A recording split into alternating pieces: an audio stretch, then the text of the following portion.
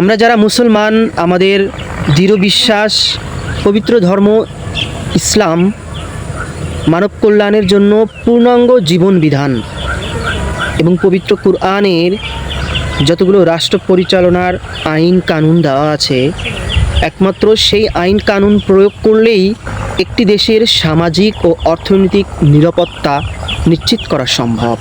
বর্তমান যে ঘৃণ্য এবং নৃশংস ঘটনাগুলো প্রায় প্রতিদিনই আমাদের সামনে আসতেছে, এই সব কিছু থেকে জাতিকে মুক্তি দিতে, দেশকে স্থিতিশীল পর্যায়ে আনতে, সুখী সমৃদ্ধ একটি দেশ করতে ইসলামিক জীবন বিধানের ব্যতীত আর কোনো উপায় নেই।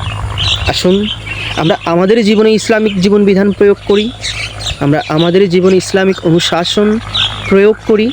দেখবেন ধীরে ধীরে আমাদের সমাজটা, সাথে আমাদের দেশটা সুন্দর, সুখী, সমৃদ্ধশালী একটি সোনার বাংলাদেশ হিসেবে গড়ে উঠবে ইনশাআল্লাহ।